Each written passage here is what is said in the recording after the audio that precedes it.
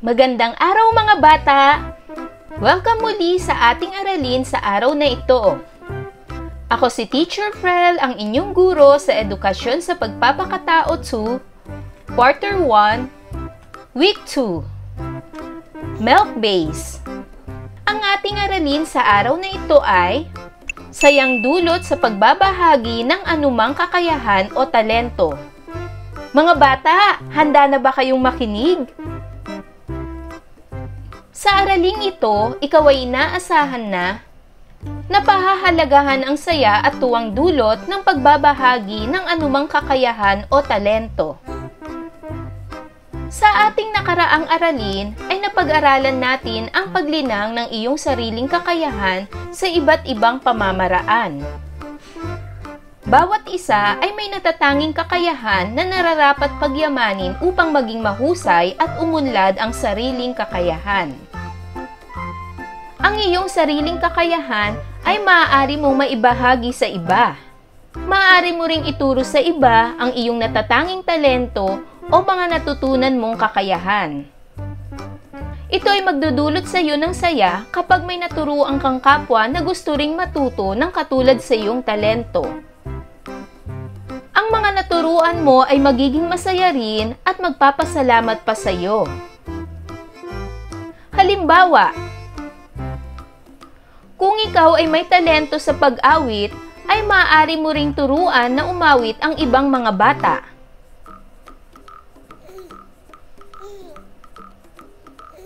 Kung ikaw naman ay may talento sa pagsasayaw, ay maaari mo ring turuan na sumayaw ang ibang mga bata.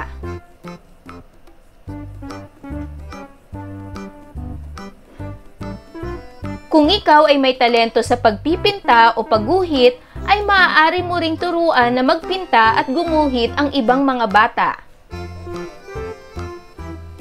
Kung ikaw naman ay magaling sa larong basketball, ay maaari mo ring turuan na maglaro ng basketball ang ibang mga bata.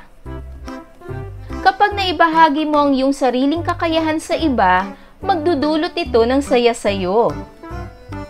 Maaari ka ring magsilbing inspirasyon sa kanila upang tularan. Linangin at paunlarin ang iyong talento upang tularan ng iba. Pahalagahan din ang tuwa at sayang dulot ng pagbabahagi nito sa iba. Paghusayan at paunlarin mo ang iyong talento upang ito ay maibahagi mo sa iba. Makatutulong ka at mapapasaya mo ang iyong sarili pati na rin ang iyong kapwa. Ngayon naman ay dumako tayo sa inyong pagsasanay. Basahin ang mga sumusunod na pangungusap. Lagyan ng masayang mukha ang patlang ng tamang sagot. Lagyan naman ng malungkot na mukha ang patlang ng maling sagot. Una, marunong umawit si Ana. Kaya naman, tinuturuan niya ang kanyang kaibigan ng tamang pag-awit. Ito ba ay masayang mukha o malungkot na mukha?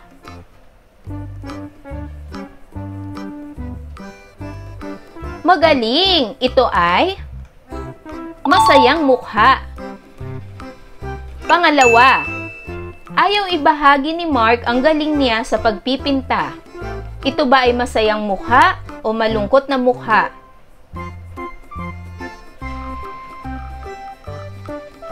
Tama! Ito ay malungkot na mukha.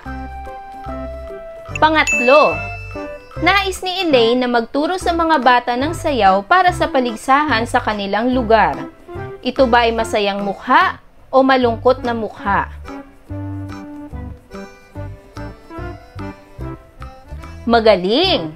Ito ay masayang mukha. Pang-apat, nagpapaturo si Mika ng tamang pagbigkas ng tula kay Josie, pero tinanggihan siya nito. Ito ba ay masayang mukha o malungkot na mukha? Tama! Ito ay malungkot na mukha. Panglima, masaya si Jenny na ibahagi ang kanyang kakayahan sa pagtatalumpati. Ito ba ay masayang mukha o malungkot na mukha?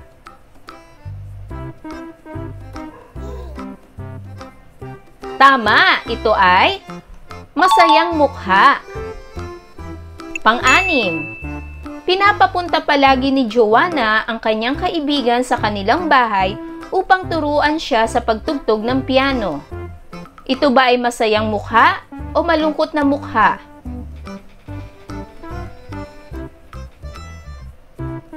Magaling! Ito ay masayang mukha. Pang-pito, naiinis si Carlo magturo ng gitara sa kanyang kaklase dahil mahirap itong turuan. Ito ba ay masayang mukha o malungkot na mukha? Tama, ito ay malungkot na mukha. Pang-walo, pinagtataguan ni Justin ang kanyang mga pinsan dahil ayaw niyang turuan sila ng larong chess. Ito ba ay masayang mukha o malungkot na mukha? Tama, ito ay malungkot na mukha. Pang-siyam, itinuturo ni May ang kanyang natutuhan sa pagtugtog ng violin sa kanyang mga pamangkin. Ito ba ay masayang mukha o malungkot na mukha? Tama, ito ay masayang mukha. Pang-sampu, masayang tinuturuan ni Alan ang mga bata sa kanilang lugar ng larong basketball. Ito ba ay masayang mukha o malungkot na mukha? Tama, ito ay masayang mukha. Tama ba ang inyong mga sagot? Magaling mga bata! Tandaan, ang batang pinahahalagahan ang sariling kakayahan ay naisasagawa ng buong husay ang kanyang talento. Ang pagbabahagi ng iyong sariling kakayahan sa iba ay magdudulot ito ng saya sa iyo at sa iyong kapwa. Maaari ka ring magsilbing inspirasyon sa kanila upang tularan. Ayan mga bata, naibigan niyo ba ang ating aralin sa araw na ito? Magaling! Muli ang ating pinag-aralan sa araw na ito ay sayang dulot sa pagbabahagi ng anumang kakayahan o talento. Mga bata, sana ay naibigan nyo ang ating aralin sa araw na ito. Hanggang sa susunod, paalam mga bata!